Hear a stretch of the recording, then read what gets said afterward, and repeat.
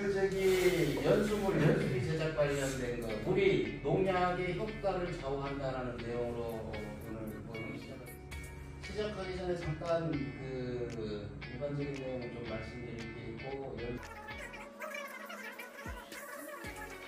오늘 턱관용 연수기 사용법하고 그랬고, 이전의 차에 저희가 미생물 바로알기, 감자 미생물 배양 및 사용법을 해봤습니다.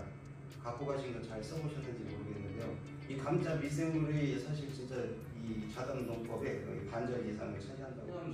자담오일, 자담유황, 도초액, 이 기본 베이스에는 물이 깔려 있습니다. 그리고 기존의 친환경 농약으로 재배를 하신 분들도 이거를 부분적으로 갖다 쓰실 수 있고, 그리고 화학 농약 하신 분들도 이걸 부분적으로 갖다 쓰실 수 있습니다. 그리고 그냥 사전에 농도 테스트 이렇게 테스트하시는 거 아시잖아요. 이렇게 흘러지면 넘치는 현상이니까 그 현상만 알려주라고 알기와 그리고 연수기 제작법까지 들어가겠습니다. 오늘도 결전 시와 전원 참여해서 화기애애하게 진행하도록 하겠습니다. 시작하기 전에 먼저 이제 천연 농약 재료를 못하는데요. 활용 범위가 예를 들어 이제 큰 틀에서 보면 자담오일은 이 500리터 기준,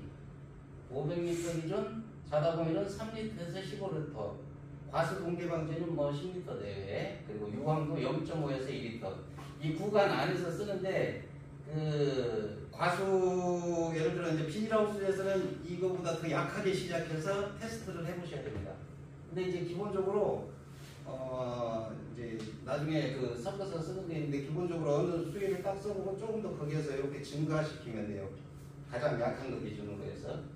그리고 도초 산물도 보시면은 3리터에서 20리터면은 거의 5배 이상씩 이렇게 증감을 할 수 있는 거잖아요. 여기도 4배 이상 증감, 여기도 5배. 네.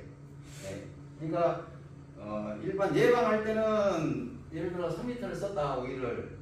근데 일반 이제 조금 왔어요. 그러면 일반 방제할 때는 예를 들어 5리터를 쓸 수 있고.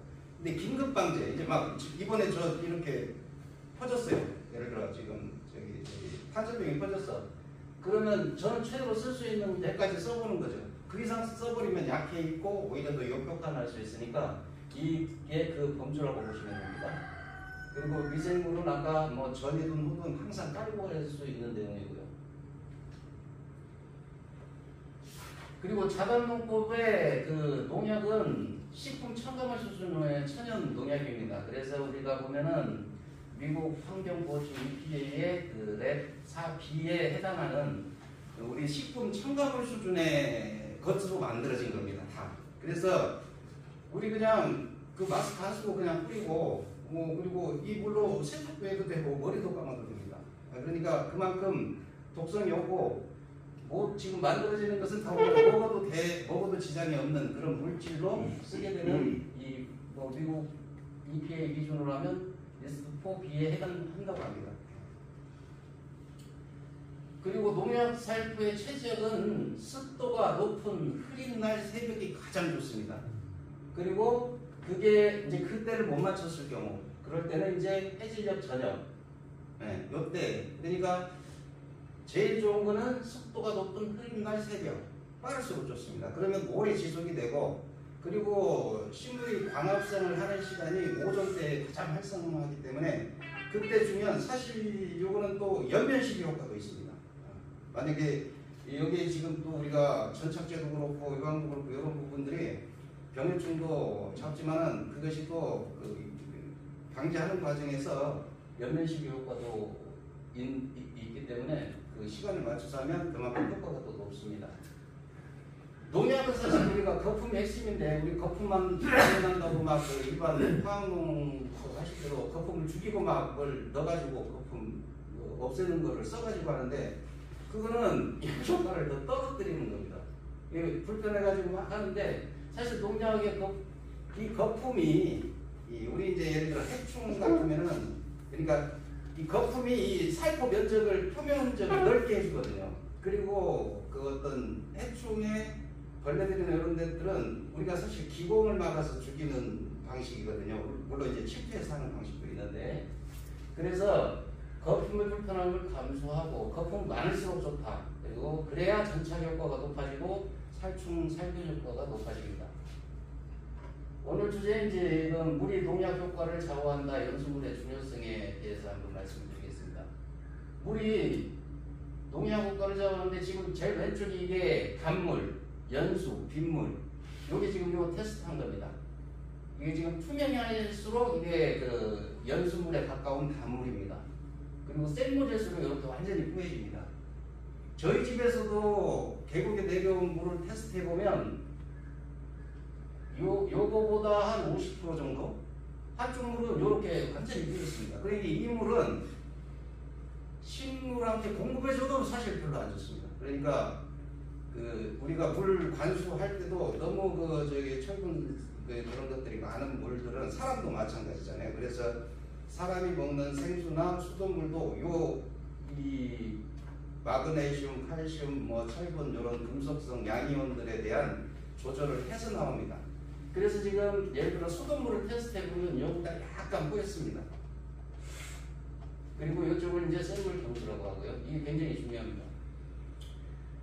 자담 농업용 영수기 이렇게 해가지고 뭐 한 30만 원 정도 파는 것 같아요. 이제 그렇게 스테인리스로 해가지고 하는데 지금 물속에 있는 칼슘, 마그네슘, 철분, 양이온들을 걸러내서 침투 이행성을 높여주는데 이제 이거 같은 경우는 약 15톤 내용인데 월 뭐 5,000원 미만 든다고 그러는데 약 여 안에는 그러니까 1리터에 1톤 정도를 연수할 수 있다고 보시면 돼요. 그 양이온 수지 1리터에. 근데 이제 그거를 적게는 10번, 많게는 20번까지 소금물로 재생해서 쓸 수가 있습니다.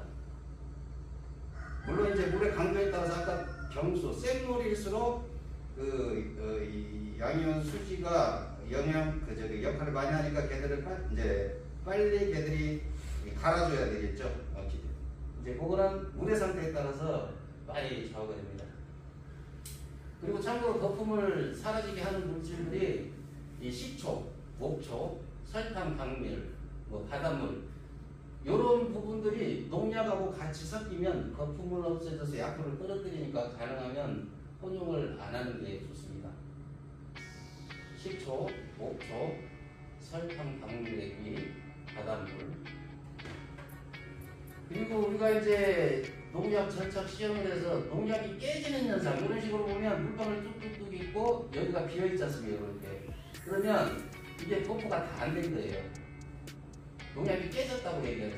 그러면 이렇게 약근이 생기는데 과일이나 이런 데는 또 치명적이죠. 그 반점같이 남게 되니까. 그래서 이게 거품이 없는 농약 그리고 효과가 물을 잘못 썼을 때 이 효과가 떨어지는 약들이 이렇고요. 거품이 많은 농약은 지금 공간이 없잖아요. 보면은 이렇게 도포가 되어 있잖아요. 그리고 우리가 그 토란에도 이렇게 뿌려보면 토란에 물이 굴러가지 않고 이렇게 전체가 딱 도포가 될 정도로 거품이 많은 농약 그리고 물을 제대로 써야 된다는 걸 말씀드리고요. 이렇게 농약에도 턱턱 헐라붙는 이제 농약 효과를 좌우하는 물에 대해서 보는 사람은